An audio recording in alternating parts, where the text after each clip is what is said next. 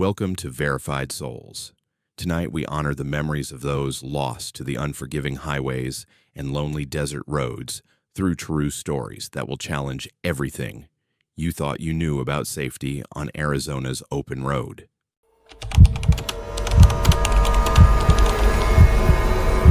The desert highways near Wickenburg have always promised freedom. A straight shot north from Phoenix towards Kingman, skirting the edge of civilization, where the lines between safety and isolation blur as the sun sinks behind ancient hills. Mark Jensen, 31 years old and built for long stretches on the open road, had made this trek 100 times for work, trading the urban hum for the steady thrum of his reliable sedan over cracked asphalt. A former college athlete turned traveling salesman, Mark approached life and driving with the same cautious optimism, fuel topped off, GPS set, text to his wife promising he'd be home by midnight. Those who knew Mark described him as practical, level-headed, and protective, a man who trusted his instincts but respected the unpredictable nature of Arizona's wild terrain. Mark's world, ordinary and reassuring in its routine, began to shift one October evening. Clear skies stretched overhead, early autumn heat still clinging to faded roadside shrubs. He started westward just past sunset, passing familiar mile markers and the scattered remains of forgotten roadside memorials. Truckers barreled by, their tail lights merging with dusk, while Mark kept pace just a breath slower, watching the horizon turn indigo. This route, a highway knifing through the sand, had long been a staple for locals, though every few years it garnered headlines after mysterious disappearances or grisly accidents. Still, Mark felt secure, bolstered by experience and a sense he'd left chaos behind in the city. It was just after 8 p.m. when the first anomaly occurred. The radio blipped off mid-song and refused to come back, shrugging. Mark checked his phone. No bars. The GPS flashed and then froze, leaving him with only muscle memory and faint, reflective highway numbers to guide him onward. Shadows deepened as the road narrowed. Just a trick of the mind, he insisted, yet something felt tangibly off. The hum of his engine seemed louder, echoing almost too perfectly in the silence.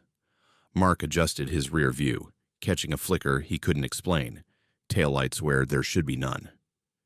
He glanced away, convinced it was a momentary hallucination caused by fatigue, but the anxiety lingered. Then the temperature dropped. The air outside, which had been warm and dry, grew inexplicably cold, fogging Mark's windshield as breath hung visible in the air. The desert at night is often unforgiving, but the abrupt chill was abnormal. Mark fumbled for the climate controls, and the dashboard lights flickered. Every instinct screamed for vigilance as the road, previously arrow-straight, seemed to undulate gently, edges swallowed by expanding darkness. Mark slowed, switching on high beams. The world beyond was empty, except for the long reach of his headlights probing sand and wire fences. As the minutes ticked by, the unease built. With no GPS, no radio, and no visible cars, Mark was left with the sound of his own nervous breathing. In the periphery, occasional flashes of white appeared at odd intervals along the shoulder. Reflections, maybe, or remnants of memory. A rest area sign, familiar and battered, glimmered in the distance. Mark decided to pull over, hoping to clear his head and reset. But as he approached, headlights flickered and then cut dead. He coasted to a halt, engine sputtering. The silence was nearly suffocating. No wind, no insects, just the forever hum of the desert.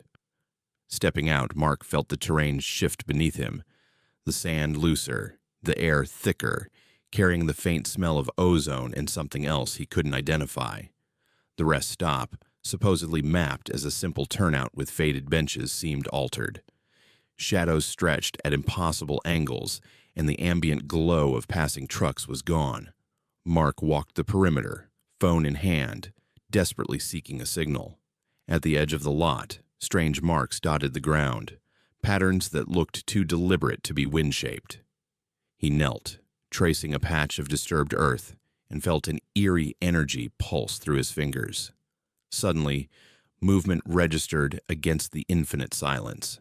Mark spun, heart racing, to see faint figures in the sand, indistinct, distant, almost phantom-like. They flickered at the edge of perception, vanishing each time he tried to focus. The sense of being watched was overwhelming, foreign to the independence he usually found on these roads. He retreated to his car, locking doors and trying repeatedly to restart the engine. Nothing. Cold sweat ran down his back, mixing with desert dust as he fought mounting panic and exhaustion. Hours slipped by in a dreamlike haze. At intervals, Mark pressed the horn, hoping for help, but the sound was muffled, absorbed by open space. His flashlight beam danced across the lot, but revealed only swirling dust and lingering shadows. Sometime after midnight, headlights finally appeared, blue and red strobes signaling relief. A state trooper approached, finding Mark slumped inside, dehydrated and confused. Emergency personnel moved quickly, noting unusual red marks on Mark's arms and legs, and a state of shock well past what exposure alone could cause. Police reports logged missing time. Mark couldn't account for 3 hours, nor the vivid dreams that left him shaking and tearful. In interviews after the incident, Mark struggled to articulate the experience. Local officers documented tire tracks that ended abruptly near the edge of the rest area, where sand gave way to gravel. No sign his car ever left the turnoff. Yet somehow the journey back felt as if he'd crossed miles. Community forums occasionally mentioned similar stories. Travelers vanishing for hours, abandoned vehicles, and restless energy that grew stronger year to year. Mark returned home changed, gratitude and anxiety mingling in each retelling. He later joined volunteer groups that tended highway memorials, attentive now to every roadside cross and faded photograph. Local legend grew around the spot where he lost those hours, cautioning others to respect troubled ground and keep moving after dark.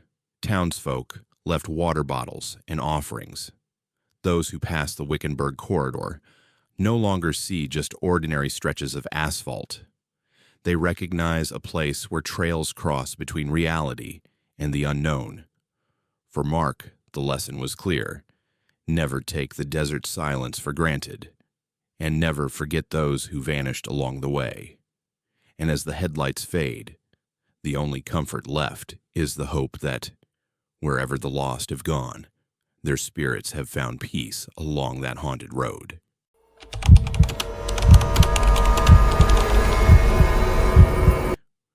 The long stretch of Highway 93 right before it meets the Hoover Dam has earned a name that drivers utter with a mix of awe and unease: Blood Alley. To most motorists, the route is simply a main artery threading through miles of desert hills and rock, carrying endless convoys of trucks and the hopeful rumble of cars pressing north toward Nevada. But to Alyssa Romero, a paramedic seasoned by years of midnight calls and raw realities, it was a stretch of road inseparable from a litany of tragedies that refused easy explanations. Alyssa's shift always began in routine. She'd check her rig, review call logs, and issue a word of comfort to her partner, knowing that real danger often presented itself as monotony, interrupted by panic. Road crews and police officers respected Alyssa's steady presence, especially in the chaos after multi-car collisions. She was familiar with the sterile scent of highway accidents, the grit in the air, and the flutter of distant ambulance sirens. On this particular autumn night, Alyssa felt the familiar mix of nerves and purpose as she watched dusk paint the desert a bruised purple. Blood Alley had become infamous for reasons more haunting than just poor visibility or twisting asphalt. The amount of roadside shrines, a cross here, scattered flowers there, exceeded what she'd seen elsewhere, and it was a running joke among passing travelers that the road claimed more than its fair share. Alyssa didn't believe in omens, but she'd lost count of the times survivors described chilling phenomena. Unexplained cold gusts, phantom headlights, accidents occurring with no apparent cause. Still, she was trained to deal in facts and action, not folklore. It was just past 2:47 a.m. when the dispatcher's voice crackled through the radio, sending Alyssa and her partner toward a reported multi-car accident midway between Kingman and the dam. As their ambulance sped through the deserted road, a dense fog began to roll over the highway, reducing visibility and leaching the warmth from the air like a shroud. Both medics exchanged glances. Fog in this region was rare, especially outside monsoon months. Alyssa toggled the rig's lights, watching beams twist and scatter through the haze. Arriving at the accident scene, Alyssa took stock quickly. 3 cars lay at odd angles, metal twisted, debris fanned out in awkward ribbons across the center divide. She slipped into crisis mode, her hands precise and movements calm as her partner began triage. The scene felt unnaturally silent, a vacuum of noise broken only by static from the radio. Never a good sign. Alyssa's boots slipped on slick gravel, her breath visible in the freezing air despite mild desert temperatures. Alyssa checked the first vehicle, a sedan, its windows shattered but the driver miraculously conscious. The survivor, a young woman with blood on her sleeve, pointed with a shaking hand at something beyond the fog. Alyssa glanced over, but saw only the encroaching mist. Her partner worked on a second victim discovered half out of their SUV, pale and muttering about someone in white who flagged them. The floor of the ambulance became a staging area for adrenaline, the urgency to save lives driving out deeper anxieties. As Alyssa moved between vehicles, she noticed sudden cold spots, localized chills that seemed to seep through gloves and penetrate bone. Bruises on the victims appeared odd, patches of skin gone almost translucent. Her partner, attempting to radio for additional support, only managed to transmit broken words. Static dominated every channel, vibrating with interference Alyssa had never heard before.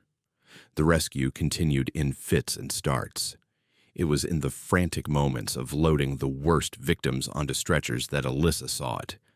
A massive truck, black as pitch and utterly silent, glided through the fog at a speed no vehicle should travel in such conditions. Its headlights radiated nothing, its outline too solid to be a mirage. Alyssa's partner stepped back, mouth agape, as the phantom truck sliced through the wreckage and vanished behind a curve, leaving not even tire marks. Alyssa struggled to process the impossibility of the sight, but years of fieldwork had trained her to compartmentalize fear until later. The survivors were patched up, loaded into ambulances, and sent off to nearby hospitals. But one young man, recovered from the third vehicle, refused to let go of Alyssa's hand as he tearfully recounted what he'd seen. He swore that a child stood on the shoulder of the highway, waving to passing cars, just moments before losing control and swerving off the road. Members of the rescue team confirmed they'd felt an inexplicable chill and had glimpsed a pale figure in the fog, a convergence of stories with no logical root. Weeks later, reports detailing the accident offered scant comfort. Besides the obvious injuries, every survivor mentioned the same phenomenon: static on radios, sudden temperature drops, and an unseen presence that wasn't just folklore. Alyssa provided a measured account for official logs, noting unaccounted phantom vehicles observed by responder and multiple witnesses, no verifiable evidence found. But in private, she confided her deep unease to colleagues. These chilling details fit a pattern echoing older files of unexplained tragedies from Blood Alley. Despite her skepticism, Alyssa began to notice her own rituals changing. She would leave sunflowers and small pebbles on the roadside shrines she passed, whispering a short prayer as she returned to her rig. Local families who lived near the stretch nodded in silent solidarity. Stories of spectral truckers and wandering children were part of their heritage, woven into the DNA of the highway and spoken of in hushed tones every time news broke of another inexplicable crash. Alyssa's relationship with Blood Alley matured into something bordering reverence.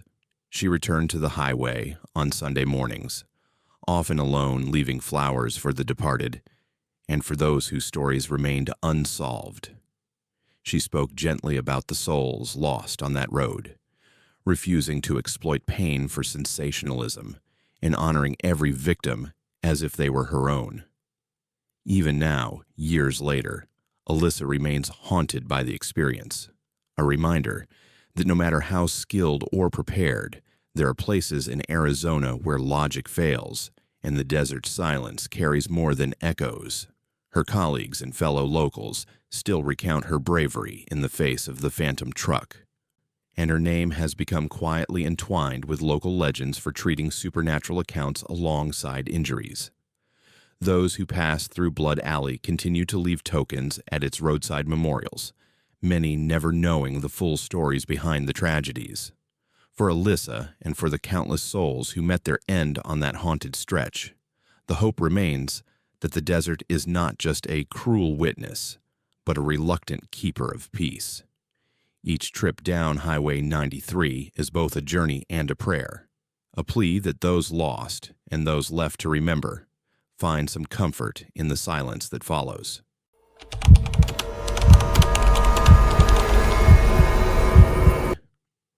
Route 66, the legendary artery that cuts through northern Arizona between Holbrook and Flagstaff, is stitched into the patchwork of American memory.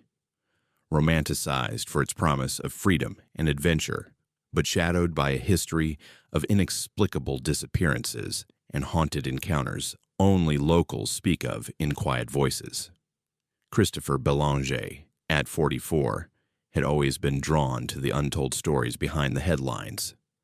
A former high school teacher turned amateur historian, he'd embarked on a solo journey retracing Route 66's forgotten lanes, capturing oral histories for a book he hoped would restore dignity to those lost without answers.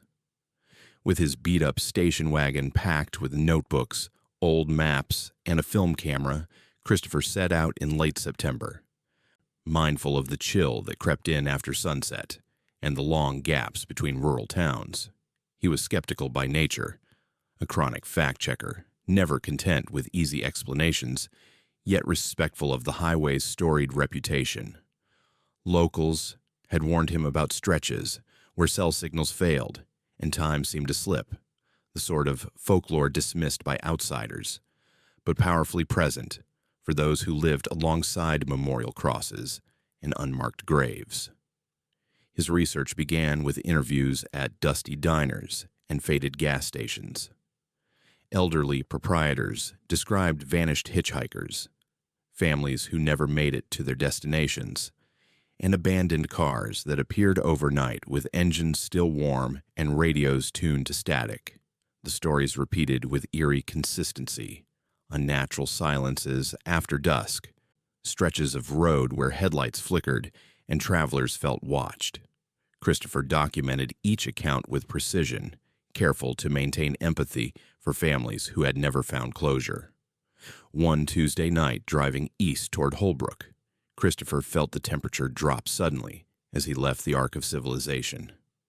Shadows deepened, and the sagebrush gave way to open prairie. He glanced at his dashboard. Strange symbols had appeared, residual heat signatures on the screen that made no sense. The road ahead emptied out, and even the occasional rumble of trucks seemed to dissolve into stillness. A mile marker flashed by, and Christopher noticed an abandoned sedan parked at a sharp angle, hazards blinking quietly in the dark. Pulling over, he approached, flashlight in hand. The car's interior was oddly untouched, driver's window down, a paper bag of fresh groceries in the seat, and a cell phone sitting unlocked on the console. No footprints circled the vehicle, just the clean scent of mountain air. He scanned for evidence, keys in the ignition, no sign of forced entry.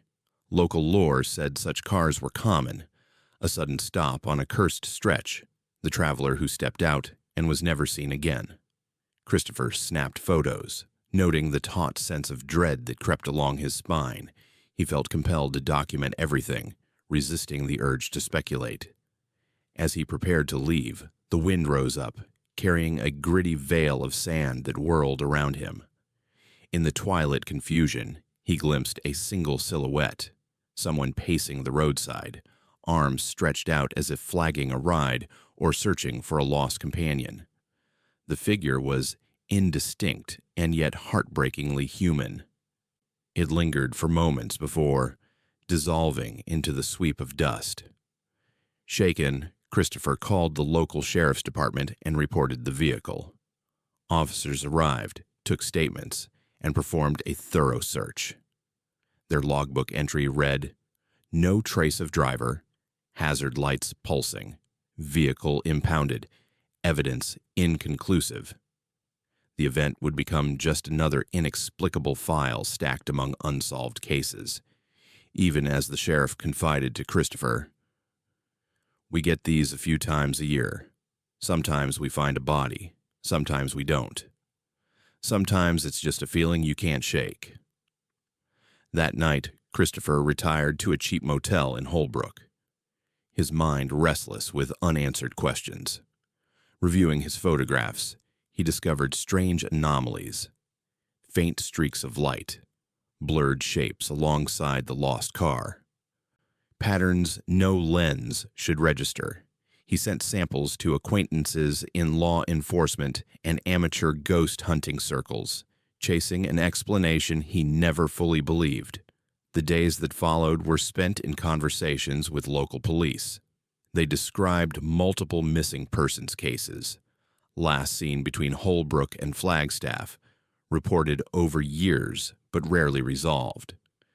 There was a file on a mother and daughter who vanished while taking a cross-country trip, a young man who disappeared on his way to visit friends, an entire family whose vehicle was found abandoned, doors locked, radios silent, and no evidence of foul play. Christopher requested access to archived reports and spent hours cross-referencing stories from survivors, piecing together a map of loss along Arizona's most haunted highway. He grew more introspective. Route 66, he realized, was more than a symbol of American adventure. It was also a corridor of grief for those left waiting, wondering, and searching. Christopher's tone veered from skepticism toward empathy. In his writing, he put names to the missing, digging through court documents and newspaper clippings to honor the dignity of every unsolved case, refusing to let them become mere numbers in a trend. Every evening as the sun faded over the horizon, Christopher passed roadside memorials, simple wooden crosses, handwritten notes, flowers pressed into gravel. He paused to photograph each, quietly uttering words of comfort. On some nights, the line between fact and legend thinned, and the highway seemed to pulse with unresolved energy. Other travelers he met described the same: strange dreams, sensations of being followed, lost time. The sense of being watched was never fully proven, but always deeply felt. It was in these moments that Christopher understood the intangible cost of Route 66's reputation. The lost, the vanished, and the unclaimed were not simply tragic footnotes. They were reminders of the highway's power, a spirit that refused to fade even as the world marched forward.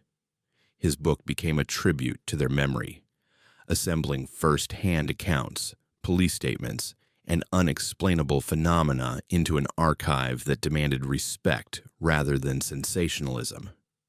The final entry Christopher wrote for his manuscript was a dedication. To Route 66's lost, may their journeys continue in peace, may their absence be honored, and may the desert know their names. His research ended much as it began, with more questions than answers, but a newfound reverence for the complexity of truth and the necessity of remembrance.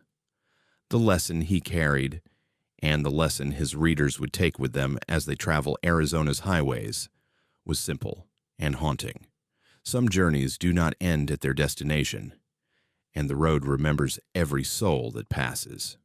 For those who drive between Holbrook and Flagstaff, the desert may seem empty, but Christopher's work ensures that the memory of its missing is never truly lost. The asphalt holds more than tire marks. It carries the quiet legacy of those who vanished beneath the Arizona moon, forever part of the story that binds the living to the departed and the road that links past to present.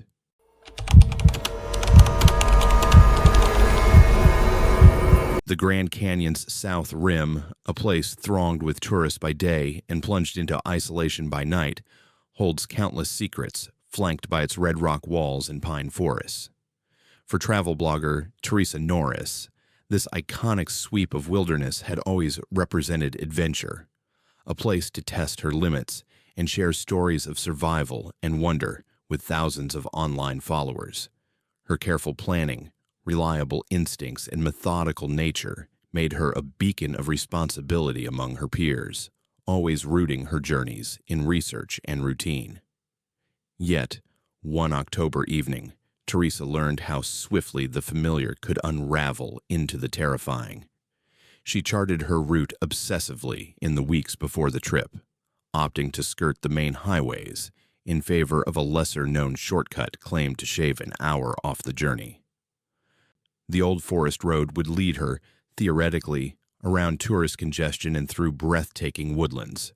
She recorded each turn for her audience, cataloging the changing colors of autumn, the late calls of distant jays, and the fading warmth of early evening. The air carried an unseasonable chill as golden sunlight gave way to the muted lavender haze of twilight. Teresa relished the isolation at first. No crowds, no traffic, just the hum of tires against packed earth, the comforting thud of suspension over uneven ground. As night crept closer, the forest deepened into a labyrinth of shadows and whispering trees. Teresa's phone lost reception, an expected but unwelcome reality. She pressed on, trusting the route she'd mapped out, but the growing darkness felt different, heavier, and her GPS, usually a failsafe, fizzled out, leaving only a thin blue line stalling on the screen before disappearing altogether. Her headlights cut sharp beams through shifting fog that seemed to rise off a suddenly damp ground. She glanced behind. No lights, no signs of other travelers, only solitude stretching in every direction. The moment of disquiet arrived gradually.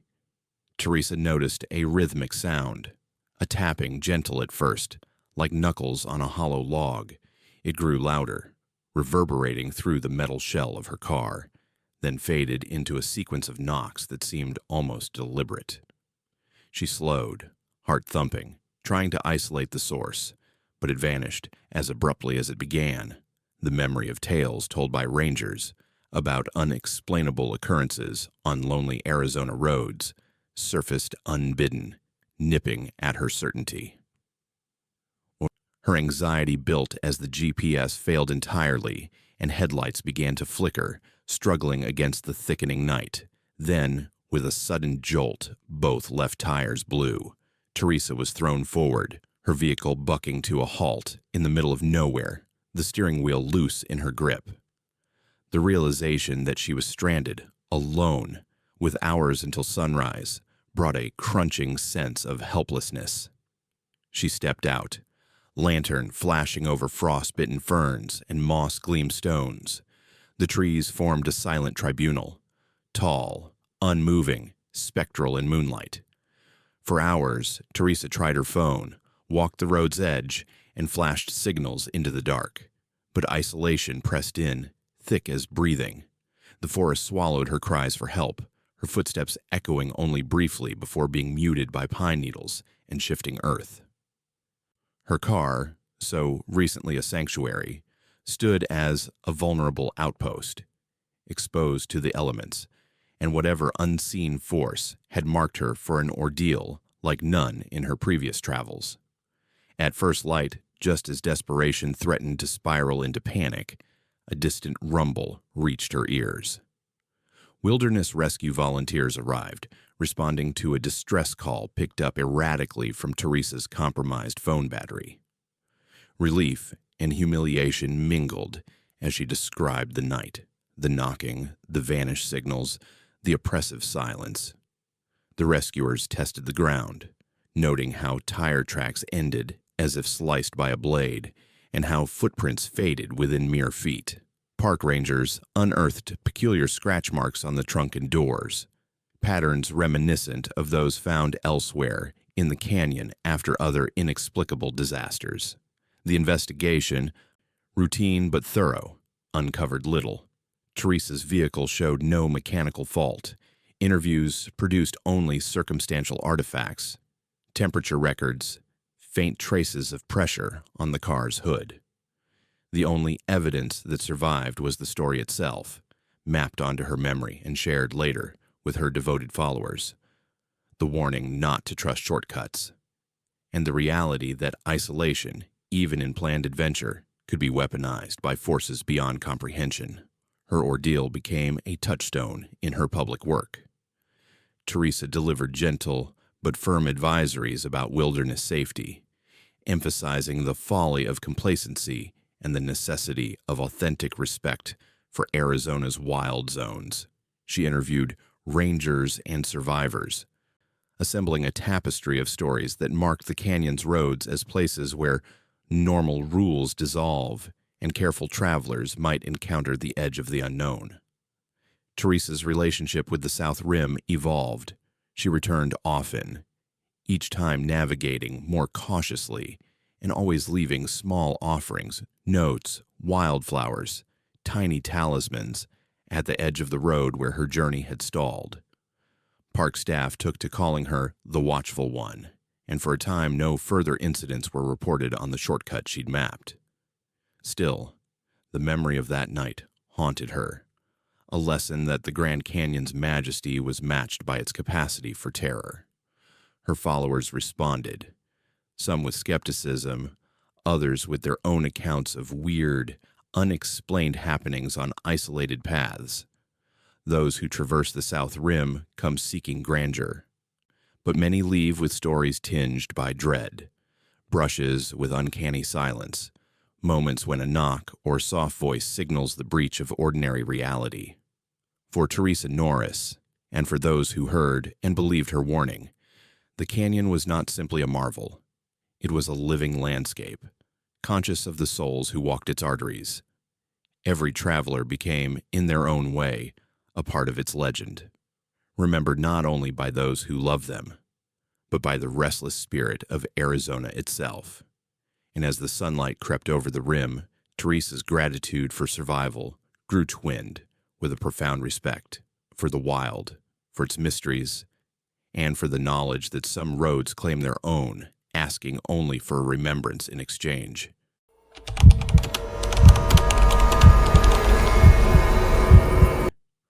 Highway 79, the long ribbon of road stretching from Florence down toward Tucson, is lined with sage, sand, and the restless memories of travelers who disappeared between its towns and bends.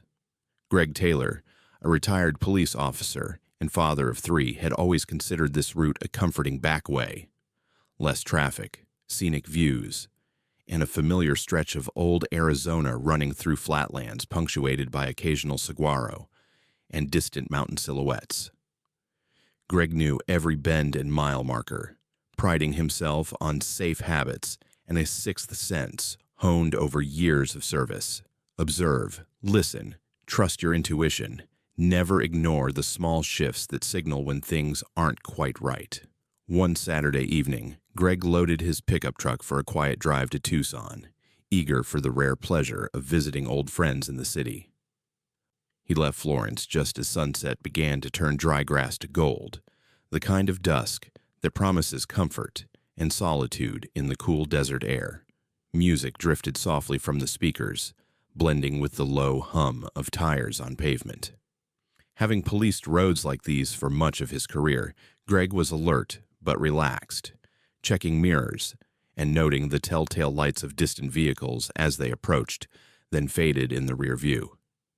The first anomaly appeared just past a stretch where cattle fences met thin groves of mesquite. Greg spotted a hunched figure at the edge of the road, a man waving pensively, thumb out in the universal sign for a ride. Greg hesitated, but instinct and old habits compelled him to slow.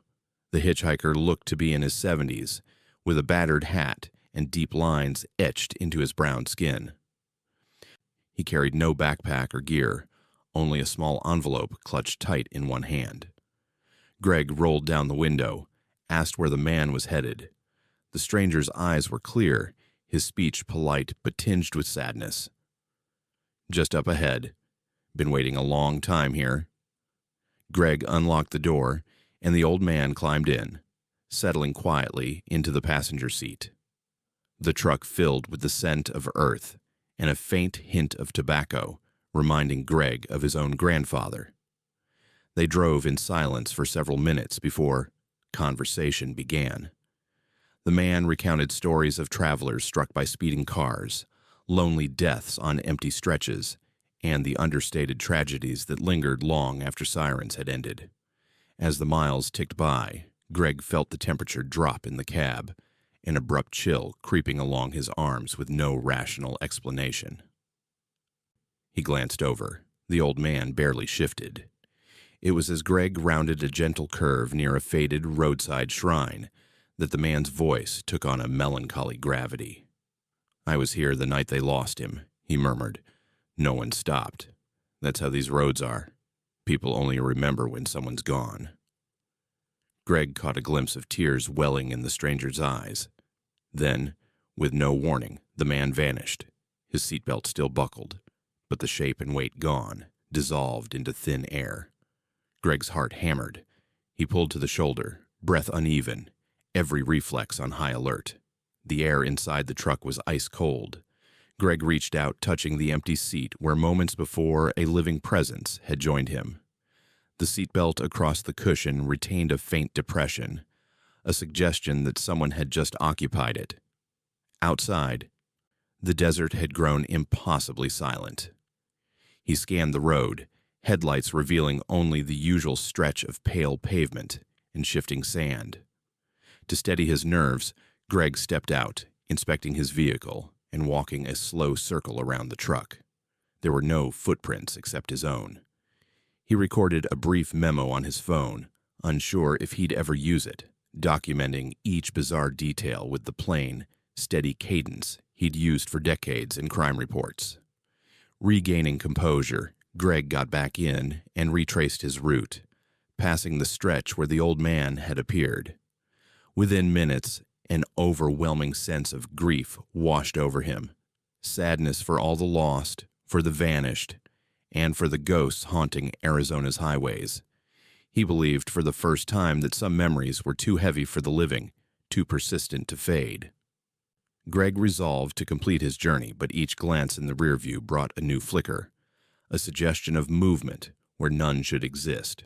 At one point, for a fleeting moment, he thought he saw the old man again, this time standing behind the truck, quiet, dignified, receding into the shadows. Upon arriving in Tucson, Greg reached out to former colleagues in law enforcement. He described the night's events, the hitchhiker, the sudden drop in temperature, the vanishing, the inexplicable sense of loss. Local officers considered his story with a mixture of skepticism and deadly seriousness. Many had heard whispers of similar incidents, a ghostly traveler appearing and vanishing without a trace, often linked to historical accidents and unsolved disappearances on the same stretch. Records dating back decades confirmed Greg's suspicions. Highway 79 had witnessed more than its share of tragedy. Archives held reports of fatal hit-and-runs, lost travelers, families never found, and, most unsettlingly, eyewitness accounts describing a lone hitchhiker haunting the road for generations, always at dusk, always carrying an envelope or token of memory. Interviews with witnesses stitched a tapestry of grief, parents searching for missing children, siblings driving midnight roads hoping for closure, fellow officers standing vigil at lonely shrines marked by flowers and faded photographs. Greg was changed by the encounter. For weeks, and then months, he made regular drives down Highway 79, not for pleasure, but to honor those lost. He left coins and small offerings at the markers where accidents had changed lives, speaking words of comfort to the desert and the wind, a police officer's prayer for the wandering and forgotten. He reached out to families affected by tragedy, helping maintain roadside memorials. The story of Greg Taylor and the hitchhiker grew in quiet circles of law enforcement and local folklore, always with a tone of dignity and respect. His account became a lesson. The road is never just a way to somewhere. It is itself a place of memory, a corridor where the living and the lost share space, however briefly. Newcomers to Florence heard the tale and sometimes chose a different route. But for Greg, the ritual became a source of comfort, a way to ensure the dignity of victims lingers on, that every journey is marked by remembrance. Those who drive Highway 79 after dark may never meet the ghostly hitchhiker or feel the bite of inexplicable cold, but Greg's story serves as a sobering reminder. The road holds more than physical danger. It is saturated in the spirits of those taken before their time, their stories carried forward on the wheels and hearts of travelers willing to look back and listen. The hope, always, is that the wandering souls find peace, and that those who honor them, by gesture, memory, or prayer, grant the highway a little blessing in return. For Greg, and for all who pass, the lesson remains. Never let the haunted or the hurting walk alone.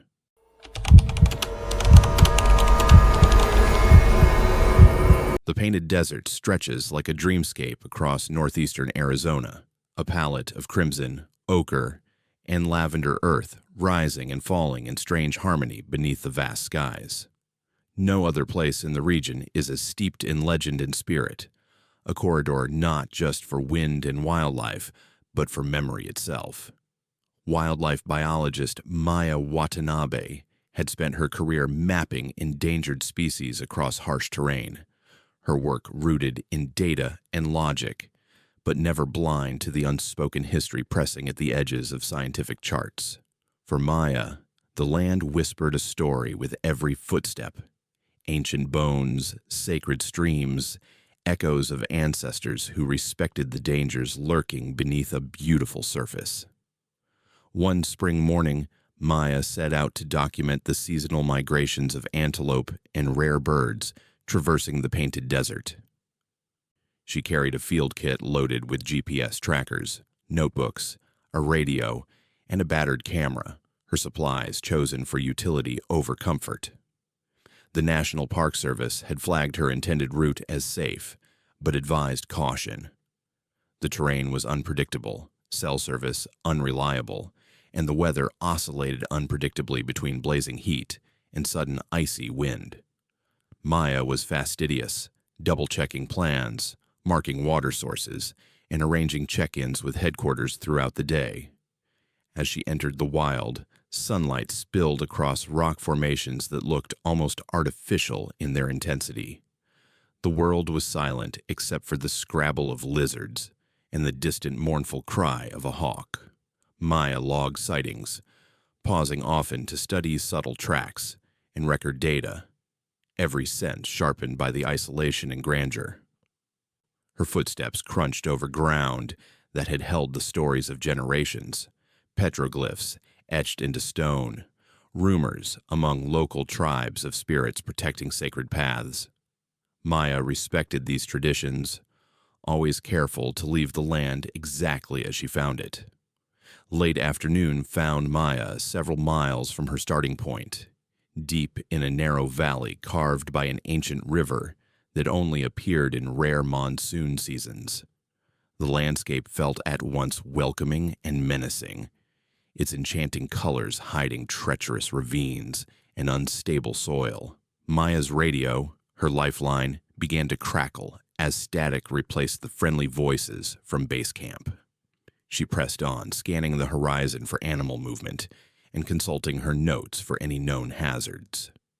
It was at this moment that her jeep, specially outfitted for off-road survival, unexpectedly lurched and sank halfway into soft sand, an area she had just tested and found stable minutes before. Now stranded, Maya surveyed her surroundings. The wind picked up, carrying dust that blotted out the sun and transformed the world into blurred chiaroscuro. She knew the protocol for emergencies and calmly set out to radio for help. Static answered her calls, then silence. She tested the GPS on her phone. The battery charged that morning now flickered red. A sense of urgency battled with her training. She secured her supplies, locked up the vehicle, and set off toward the nearest bluff, hoping a higher vantage could restore contact. The walk was grueling. The desert, so picturesque from afar, became a wall of heat and shifting color up close. Maya found herself retracing ghostly paths, barely visible animal tracks, whispered promises of water where none remained. As dusk approached, she reached a ridge and looked back toward her jeep. The vehicle, gleaming unnaturally in diminishing light, seemed increasingly distant, almost illusory. Temperature dropped rapidly, forcing Maya to wrap herself against the biting wind. Each step dragged, as if the sandstone itself resisted forward motion.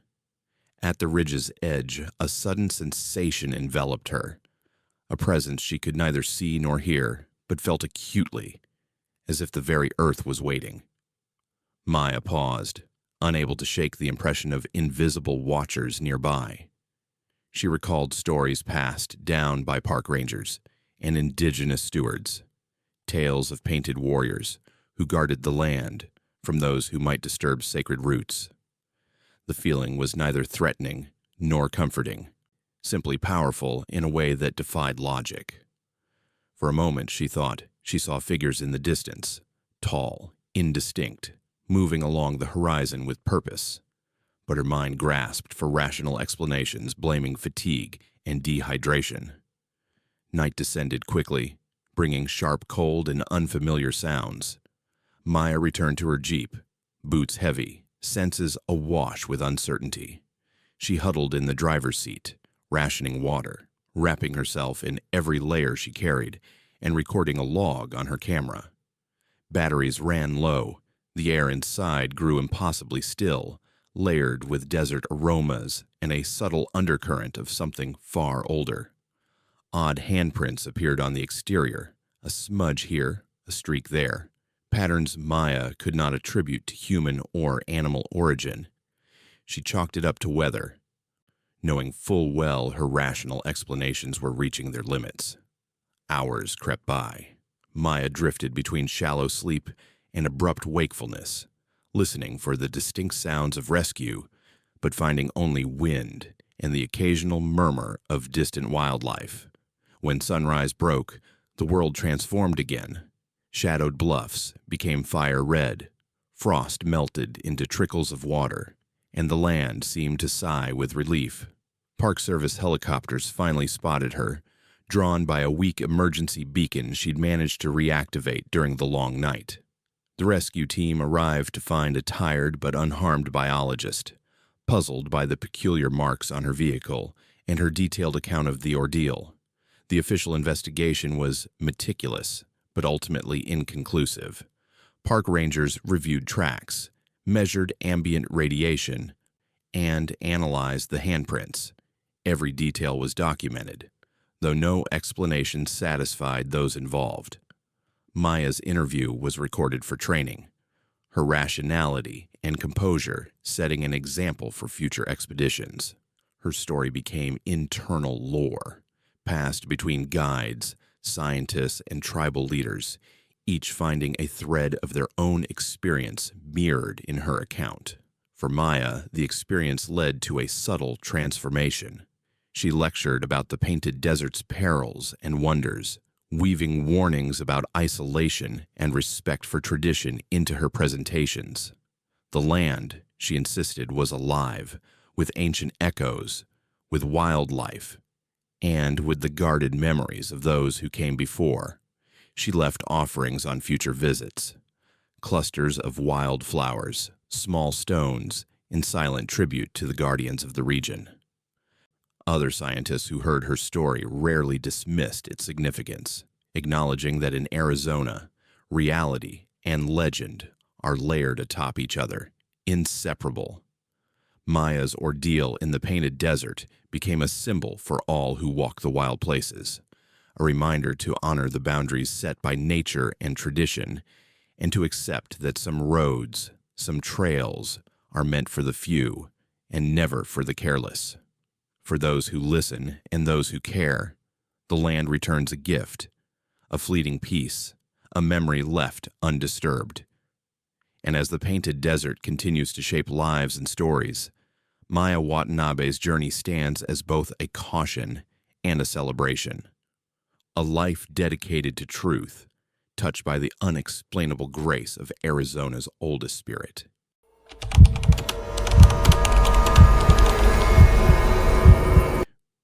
Route 191 winds northward through Arizona's copper country, ducking around the town of Clifton, with a reputation often overshadowed by mining accidents and blue-collar tenacity. Its roads are ancient, carved into the side of red silt hills, haunted by a balance of progress and tragedy that stretches back a century. Hector Salazar, 46 years old, had devoted the last 20 years to inspecting mines. His work a mix of caution, practicality, and relentless documentation. As a Mexican-American raised in the region, Hector possessed an empathy for the families drawn to the promise and risk of the mines, understanding what it meant for a community to weather sudden loss and hold tight to hope. Hector's daily routine was disciplined and clear. He'd check ground stability near open shafts, log mechanical issues, and maintain a low profile in a town where everyone knew each other's business. Clifton's streets, tangled with history, yielded dozens of stories, some tragic, some simply odd. The stretch of Route 191 outside town was different. It bred anxiety among even seasoned locals, not for its winding turns, but for what lingered at the edge of memory. Accidents that left more questions than answers. Children and adults alike gone missing or injured, their stories woven into the tapestry of local lore. Early on a spring morning just after 5, Hector drove out on inspection, headlights cutting through pockets of mist, the coppery taste of the air as familiar as the sight of distant mine towers. He was accustomed to seeing the aftermath of roadside collisions and the residue of sorrow those left behind, but this day would prove unlike any other. Not far from an abandoned shaft, Hector spotted a battered sedan, its passenger door still ajar, hazard lights flickering weakly in the dawn. Something felt wrong, an old prickling urgency he'd learned not to ignore. He parked, approached the car, and immediately heard a sound that froze him, a chorus of children crying. It was impossible, yet unmistakable, a deep lament that seemed to echo not only from the car but from the ground itself, mingling with the wind. Hector examined the vehicle. No one was inside. Evidence of a recent struggle, scattered schoolbooks, and a torn backpack suggested a family had been there only hours before. Hector radioed for help, voice steady but mind racing with unanswered questions. Inspecting the perimeter, Hector saw faint footprints streaking toward the abandoned mine shaft, insignificant at first, then multiplying, converging at the mouth as if drawn in by some powerful force. He followed, keeping close to the path, alarmed by the magnitude of tracks and the heavy air of despair weighing down the sight. In the shadows ahead, he glimpsed shapes, small, indistinct figures resembling children, walking with slow, deliberate steps toward the dark opening. None turned, none responded. The vision lasted seconds, enough to root Hector in place and leave a lasting chill across his skin. Law enforcement arrived, and together they processed the scene, collecting evidence in a systematic, weary dance honed by repetition. At one point, a police officer fainted, overcome not by heat or exhaustion, but by the overwhelming atmosphere of grief. The investigation logged the missing family, reviewed latent prints, and studied the patterns in real time. Interviews with townsfolk added complexity. Several witnesses described doppelganger sightings, encounters with look-alike children who vanished when approached, unexplained faces in crowd scenes, and phantom voices at sunset. Town records dug up mysteries stretching decades, with gaps and inconsistencies that reinforced the suspicion something truly strange was at play on these roads. Hector, though shaken, continued his work. He began to memorialize every child lost, each accident or disappearance marked with a handcrafted copper cross hammered from mining scrap, placed discreetly at the site where trauma had occurred. Local families started doing the same, layering the landscape with silent tributes, each cross a prayer for protection and a remembrance for the departed. Curiosity from outsiders brought visits and stories, fueling a gentle but persistent tradition. Copper became the medium of memory, its resonance building bridges between grief and healing. Outside the mines and the roads, Clifton's rhythm pressed forward. Hector met with victims' families, attending vigils and offering support. He helped gather resources for therapy sessions in local schools and contributed to an evolving memorial garden that honored childhood, resilience, and the power of remembrance. In church, he prayed not only for the lost, but for those searching, lighting candles for the souls, whose stories still wandered Route 191 at dusk. Hector's own reflection grew sharper as the years passed. He recognized that every investigation carried the weight of possibility, a chance to bring closure, or sometimes the certainty that not all mysteries would be solved. He understood that grief was not something to be overcome, but something to learn to live with, to honor in ritual and acknowledgement. The highway, once seen as a mere corridor for commerce and travel, had become a stage for the interplay of past and present, connecting generations through loss and memory. For the people of Clifton, the legend of the ghostly children on Route 191 persisted, never morphing into sensationalism, but remaining a solemn foundation for calls to safety, improved infrastructure, and compassionate community response. Schools taught local history by visiting the memorial garden and copper crosses, each story a chance to confront the reality of tragedy and the necessity of care. Hector's final acts at each inspection were simple but meaningful. He laid a copper cross in silence, said a few gentle words, and recorded a note in his log, never forgotten. He took comfort in the understanding that every gesture, however small, was a step toward peace for the lost and solace for the living. For those who drive Route 191, the town of Clifton stands not only as a monument to industry and endurance, but as a place where history is etched, not just in stone, but in spirit. They are reminded that roads are more than routes. They are threads connecting souls, marking places where hurt and hope coexist. Hector Salazar's legacy is woven into this tapestry, his empathy granting strength to families, his ritual turning tragedy into tribute. Travelers may pass quickly, seeing only empty roadside or distant towers, but those who pause will sense the quiet, persistent presence of the children and the copper that honors them, breathing life into Arizona's landscape and a promise that the lost will never truly disappear.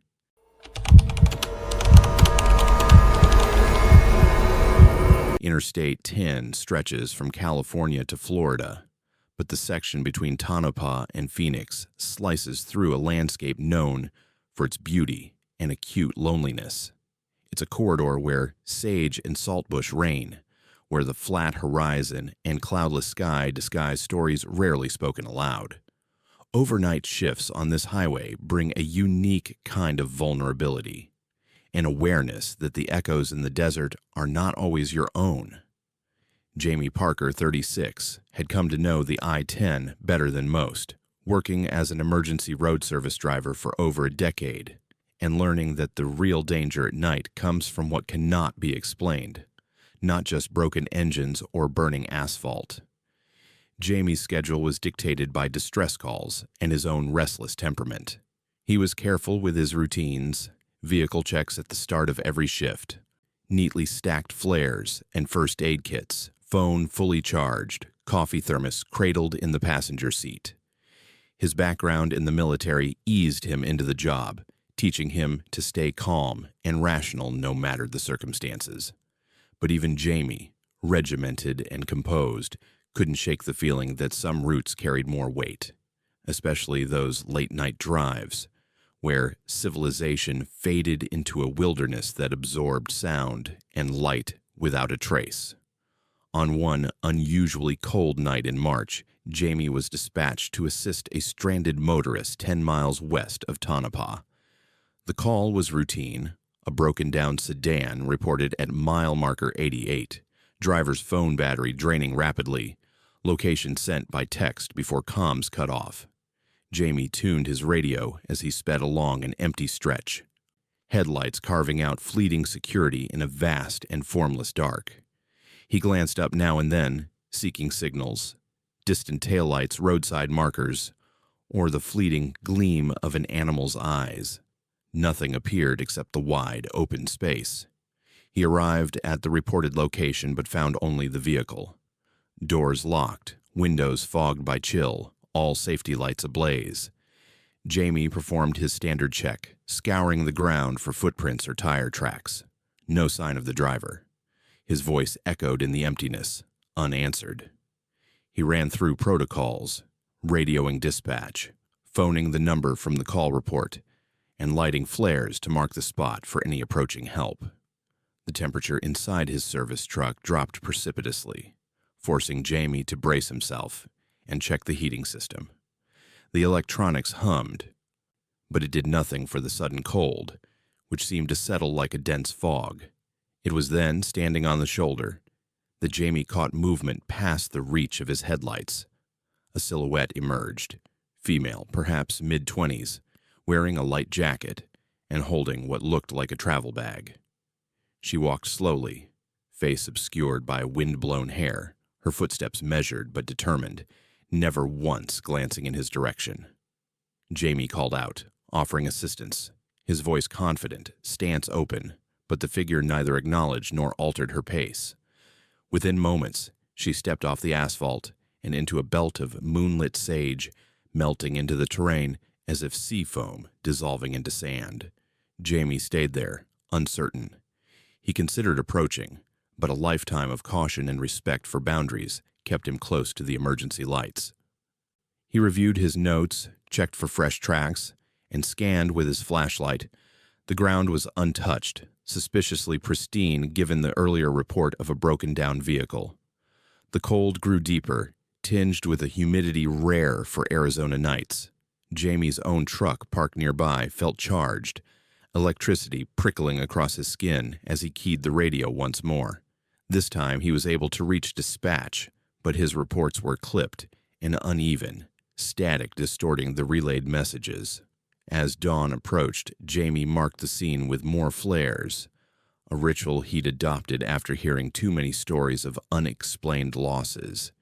He waited, resisting every urge to leave, feeling instead a duty to hold vigil for the missing motorist and the mysterious woman. When highway patrol arrived, their investigation was quick but inconclusive. No one had seen the woman except Jamie. No footprints led into the desert, and no new evidence emerged from the vehicle beyond a single unopened bottle of water and a wallet tucked beneath the seat. The tale followed Jamie into his life off the highway. He kept a small journal, updated after every strange or unsolved event, documenting dates, temperature readings, and the details of each apparition, anomaly, or disappearance. His record became extensive, reports compiling experiences of other emergency workers, and troopers in the area, each story eerily similar and fraught with chills, static interference, and the sense of unseen presence. Veterans shared tales of seeing a desert bride, the apparition of a woman searching for a ride, a lost companion, or something now unreachable, found only along unforgiving stretches of I-10. Jamie discussed his experience with local law enforcement, many of whom had responded to similar calls at the same mile markers. Old files revealed repeated reports of drivers vanishing, cars found with essentials untouched, multiple accounts of apparitions blending into the desert air. The stories never made the headlines, but they formed a whispered tradition in the service yards and cafes along the route. In time, Jamie became a kind of informal archivist for the road's mysteries, collecting oral histories from survivors and connecting families searching for closure. He marked key sites with emergency flares left as silent tributes, noting anniversaries and honoring those never found or lost to memory. His journal joined the archives at the local sheriff's department, referenced by new recruits and seasoned officials alike when training covered unusual incidents. He advocated for more lighted rest stops and better signage, but also for the quiet dignity of treating each case, each with their own sadness and unanswered questions without sensationalism. Jamie's connection to I-10 deepened. He drove the route more carefully, always leaving a spare flare or flower at the spots where spirits had appeared or warnings seemed to linger. Sometimes families contacted him, asking for details he had recorded years before, finding comfort in the fact that someone had remembered, honored, and taken the time to listen. Jamie never profited from his stories. Instead, he treated his ritual as both remembrance and respect, a duty owed to every soul who had vanished into Arizona's endless dark. For those who traverse I-10 on a long, lonely night, the myth of the desert apparition endures. Some will never know the chilling touch of unexplained cold or feel the eerie silence of a story still unfolding. But for Jamie Parker and the community of emergency workers who keep watch, every flare, every page of a journal, and every careful gesture is a promise that the road will never forget its own, that the lost may one day find company, and that those left behind can rest a little easier in the hush after dawn.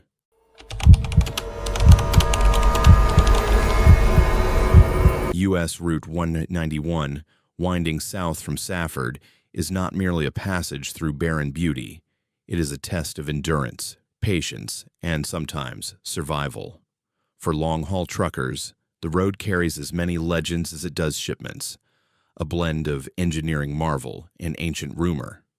Riley Martinez, 24, and the youngest member of a family of truckers, had taken to the desert more for need than love. His background as an Army medic brought a level-headedness to the cab that others envied. In the solemn hours before dawn, it also left him open to the deeper undercurrents moving along the route. The stretch Riley dreaded most was known among truckers as the Danger Mile, an isolated corridor where radio signals cut out.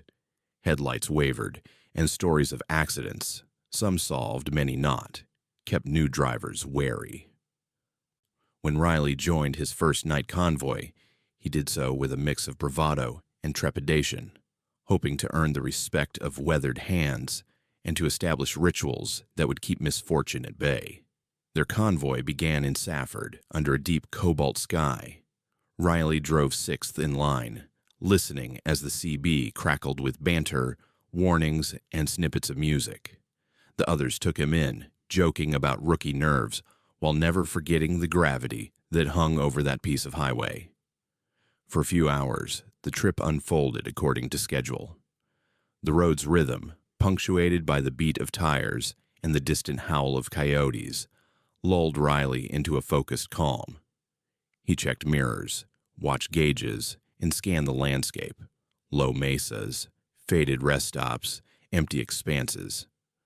About halfway through their journey, the radio picked up an old song, tinny warbling, a melody more fit for a funeral than for work.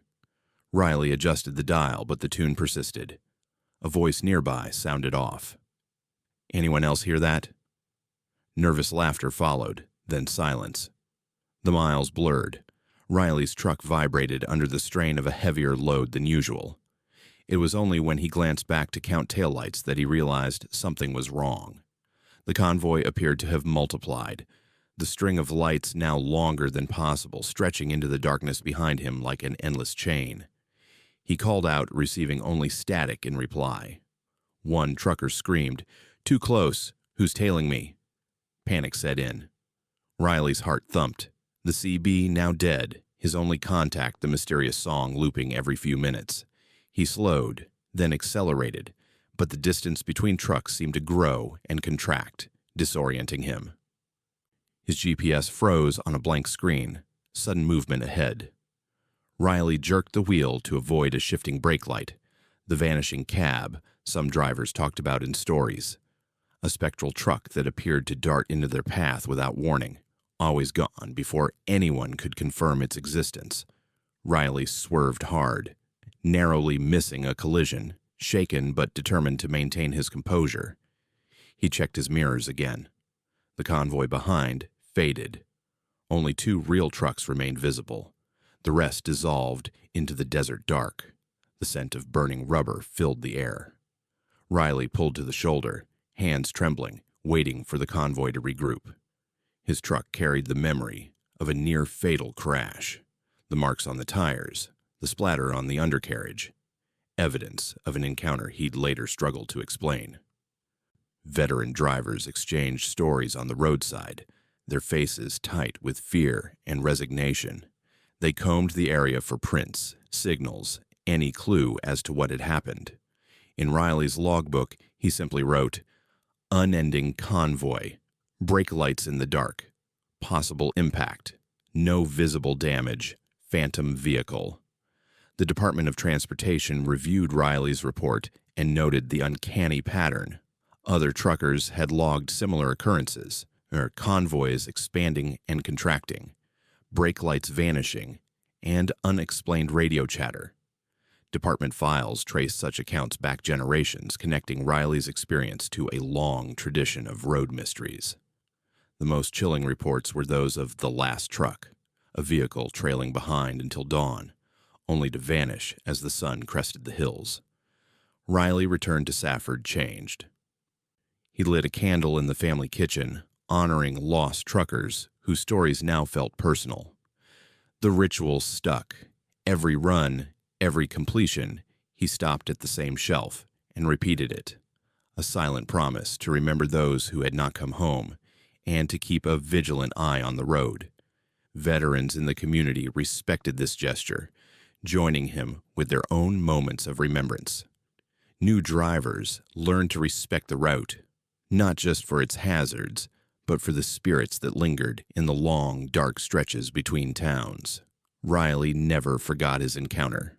On subsequent journeys down US 191, he watched the road for shifts, shapes in the distance, inexplicable brake lights, sudden chills.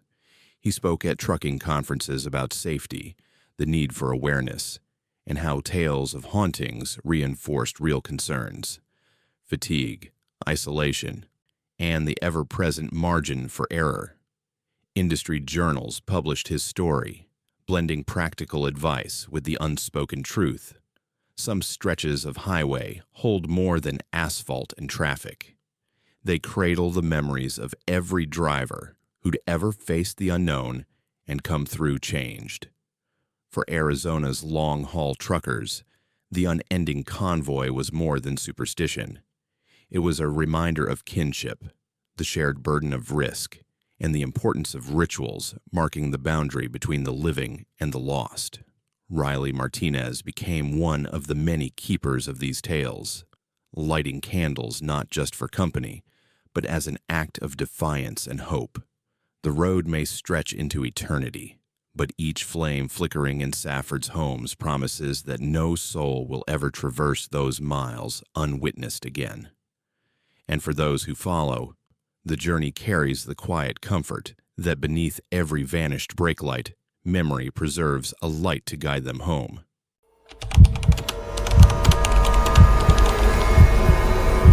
On the winding curves of Route 89A, where the switchbacks hug the red rock cliffs west of Jerome, memories run deeper than the mines chiseling out the hills. This highway, celebrated for its views and notorious for its hairpin turns, has carried countless souls from one chapter of their life to the next, some never reaching their destination, leaving questions in the asphalt.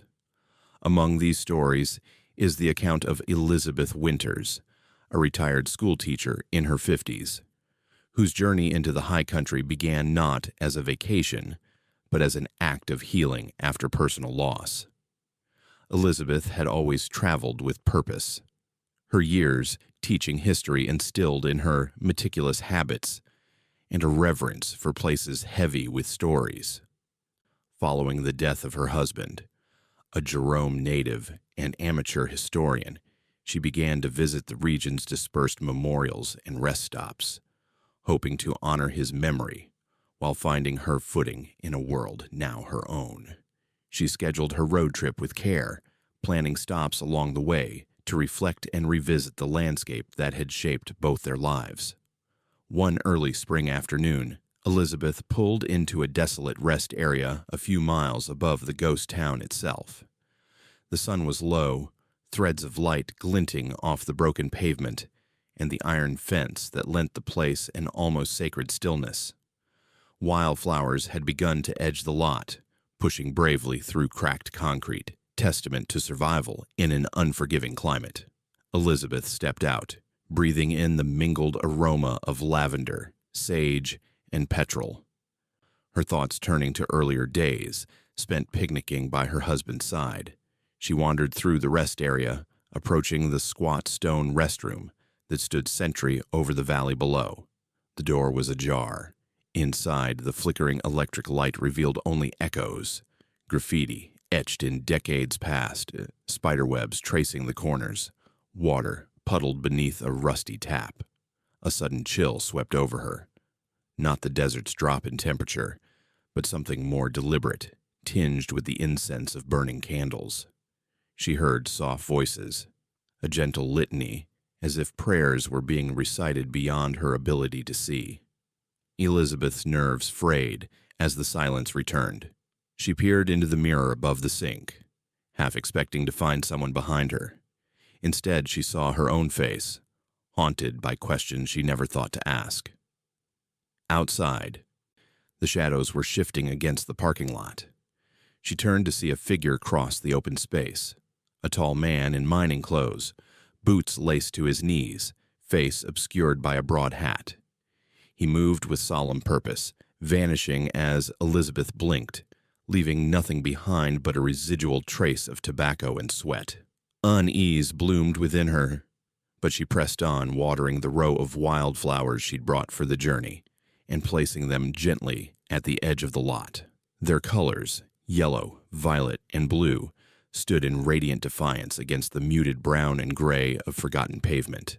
She lingered, recalling stories her husband had told of laborers buried in unmarked graves, of families fleeing the mines when hope ran dry.